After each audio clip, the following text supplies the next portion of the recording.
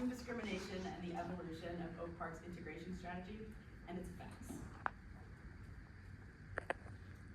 So for those you don't know, Oak Park is the most close western suburb of Chicago. And I'm from Oak Park, so this project is very important to me and speaks to why I chose to analyze housing discrimination in this enclave. So I'll start off by telling a brief story from a Chicago Tribune article from 1974 in Oak Park that really shows what was happening at this time. A young man has been referred to the center. He's well-dressed, well-mannered, and black. The apartment building he's interested in turns out to be the Blue Plate Special of the week. Sue Perry, the housing center's regular afternoon volunteer and energetic mother of 10, is trying to explain the block, which she tells him already has a high minority population. This one building in particular. We're committed to integration in Oak Park, and this area is under a lot of pressure right now.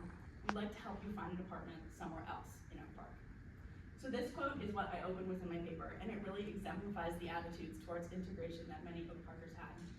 That they wanted a multiracial community, but were severely limited by their fear of change, white flight, and more. So in this presentation, I'm just gonna kind of walk you through my paper and how I chose to go about it.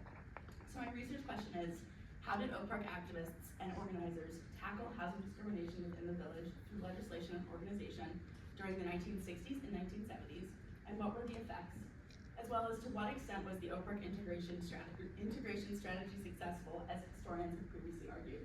And through my research, I argue that although the village board, organizations, and activists throughout Oak Park made progress towards an equal and welcoming community by implementing the Fair Housing Ordinance and the Community Relations Commission and encouraging an inclusive environment throughout, integration efforts were largely limited due to limited action by realtors and fear of white flight, including proposed ordinances that actually limit the number of black residents in Oak Park and newspapers exacerbating the anxiety felt by community members.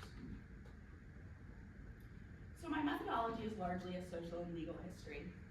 I analyze primary sources to explain how the Oak Park integration strategy was not as successful as previously thought, as also identify legal methods that the Board of Trustees in Oak Park did that could have aided or inhibited the successful integration process. And I largely worked with primary sources from the Oak Park and River Forest Historical Society and the Oak Park Public Library Special Collections, including meeting minutes from the Board of Trustees and Board of Realtors, testimonies from community members about proposed ordinances. These ordinances themselves, both drafts and past ordinances, newspapers from Oak Park and the Chicagoland area, correspondences between various organizations and committees, and more. And then I also engaged largely with 3 different conversations in the existing historiography of integration, all analyzing the Oak Park integration strategy with varying degrees of success, and these 3 historians are seen here on screen. So my project was largely split into 4 sections. I first contextualized my analysis with the evolution of Oak Park, both in terms of its status as a suburb and how the black community evolved in 1880, when the first black family moved into Oak Park, up until 1960, where my analysis of the integration project began. In those 80 years, the black community had a tumultuous experience with multiple firebombings of houses and religious spaces, and also just general racism that existed throughout the town. And I also briefly discussed the evolution of Oak Park's neighbor Austin, which is the border between Oak Park and Chicago. And that will come more as I discuss those 2 in contrast. I then moved to discuss the first stirrings of integration in the early 1960s. I analyzed the different opinions of Oak Parkers at the time, finding that while some residents were highly receptive to the idea of integration, many were worried about housing prices changing in the neighborhood and had general racist attitudes. Additionally, I discussed the systemic barrier by realtors and housing discrimination and how they actively stopped black residents from coming in by analyzing different primary sources, their correspondence between the Community Relations Commission and the Board of Realtors in Oak Park, and newspaper articles depicting protests against Oak Park real estate firms for their housing discrimination acts. I further looked at opponents of open housing in Oak Park, who often called the movement forced housing in the 1960s, exemplifying a wide range of views on a law prohibiting housing discrimination in the village. I then moved to discuss how the village board took steps in attempting to mitigate the adverse effects of segregation and promoted integration throughout the neighborhood. I analyzed the work of the Community Relations Commission that was founded in 1963 by the Board of Trustees, and the drafting and effectiveness of the Fair Housing Ordinance that was passed in May of 1968 that essentially mimicked the federal Fair Housing Ordinance, or Act. I also looked at community testimonies on the ordinance that people submitted in the creation of the Open Housing Center in 1971, which attempted to, emphasis on attempted, to help Black residents find places to live in Oak Park. In my analysis, I found that the board took steps to promote an integrated community. However, the extent to which these necessary means were enough to create a truly open and inclusive community for Black residents in Oak Park, I argue not, in which I deep dive in the next section.